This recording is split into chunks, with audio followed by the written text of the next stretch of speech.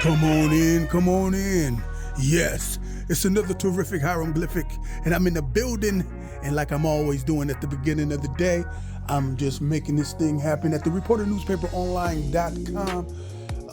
Like I said before, I get a lot of stuff coming across my feed, and of course, the great, prolific Brittney Griner has finally been released by the Russian authorities to America. I can go on and on. Instead, I got the actual news piece. I'm gonna play you guys. You're gonna hear your President Biden, talking about what had to happen to make her release, and also you're gonna hear her wife speaking on it as well. This is a joyous day for Black America, also predominantly for her family as well, and her fans and her immediate friends. So we're just about to go right into it. Don't forget to share, like, and let somebody know what's going on here in Akron, Ohio. Hi, everybody. We continue to follow this breaking news out of Russia this morning. WNBA star Brittney Griner heading home, a prisoner swap after 10 months. President Biden at the White House. Let's listen. Standing together with her wife, Sherelle, in the Oval Office, I spoke with Brittney Griner. She's safe. She's on a plane. She's on her way home. After months of being unjustly detained in Russia, held under intolerable circumstances, Brittney will soon be back in the arms of her loved ones, and she should have been there all along. This is a day we've worked toward for a long time. We never stopped pushing for her release. It took painstaking and intense negotiations, and I want to thank all the hard-working public servants across my administration who worked tirelessly to secure her release. I also want to thank the UAE for helping us facilitate Brittney's return, because that's where she landed. These past few months have been hell for Brittney and for Charlie and her entire family and all her teammates back home. People all across the country have learned about Brittney's story, advocated for her release, stood with her throughout this terrible ordeal. And I know that support meant a lot to her family. I'm glad to be able to say that Brittney's in good spirits. She's relieved to finally be heading home. And the fact remains that she's lost months of her life, experienced a needless trauma, and she deserves space, privacy, and time with her loved ones to recover and heal from her time being wrongfully detained. Brittney is an incomparable athlete, a two-time Olympic gold medalist for Team USA. She endured mistreatment and a show trial in Russia with characteristic grit and incredible dignity. She represents the best about America. It is across the board, everything about her. She wrote to me back in July. She didn't ask for special treatment, even though we've been working on a release from the day one. She requested a simple quote: "Please don't forget about me and the other American detainees. Please do all you can to bring us home." We never forgot about Brittney. We've not forgotten about Paul Whelan, who's been unjustly detained in Russia for years. This was not a choice of which American to bring home. We brought home Trevor Reed when we had a chance early this year. Sadly, for totally illegitimate reasons, Russia is treating Paul's case differently than Brittney's. And while we have not yet succeeded in securing Paul's release, we are not giving up. We will never give up. We remain in close touch with Paul's family, the Whelan family, and my thoughts and prayers are with them today. They have to have such mixed emotions today. And we'll keep negotiating in good faith for Paul's release. I guarantee that. I say that to the family. I guarantee you.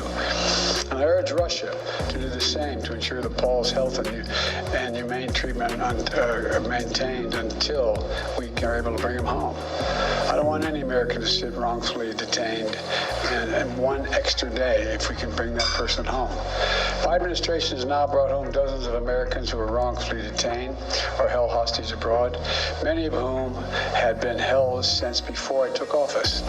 And today we also remember the other Americans that are being held hostage and wrongfully detained in Russia or anywhere else in the world. Reuniting this Americans with their loved ones remains a priority for my administration, every person in my administration involved in this.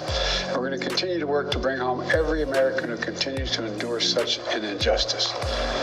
We also want to prevent any more American families from suffering this pain and separation. And I strongly urge all Americans to take precautions, including reviewing the State Department's travel advisories before they travel overseas, which now includes warnings about the risk of being wrongfully detained by a foreign government. Make no mistake about it, this work is not easy. Negotiations are always difficult. There are never any guarantees, but it's my job as President of the United States to make the hard calls and protect American citizens everywhere in the world, anywhere in the world. And I'm proud that today we have made one more family whole again. So welcome home, Brittney. And now I'd like to invite Sherelle to say a few words to you all. Of course, she's not excited at all about this. Sherelle, it's all yours, kiddo. Congratulations again. Thank you.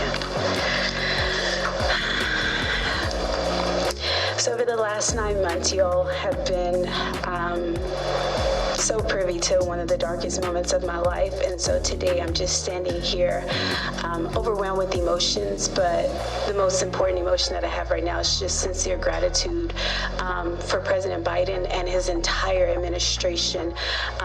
He just mentioned this work is not easy, and it has not been. There's been so many hands involved, and so I'd like to take a moment to just specifically mention a few. Vice President Harris, Secretary Blinken, Jake Sullivan, Josh Geltzer from the National Security Council, Roger Carson and Fletcher Schoen from the Hostage Envoy's Office. A special thank you to Governor Richardson and Mickey, the Mercury Players, the WNB PA for your advocacy. And also, you guys may not know this, but my family has been tremendously supported by the Wasserman Agency, BG's agent, Lindsay Colas. It's just been amazing for me and my family throughout this process. So today my family is whole, but as you all are aware, there's so many other families who are not whole. And so BG's not here to say this, but I will gladly speak on her behalf and say that BG and I will remain committed to the work of getting every American home, including Paul, whose family is in our hearts today. As we celebrate BG being home, we do understand that there are still people out here who are enduring what I endured the last 9 months of missing tremendously their loved ones. So thank you everybody for your support. And today is just a happy day for me and my family. So I'm gonna smile right now. Thank you. Thank you all very much.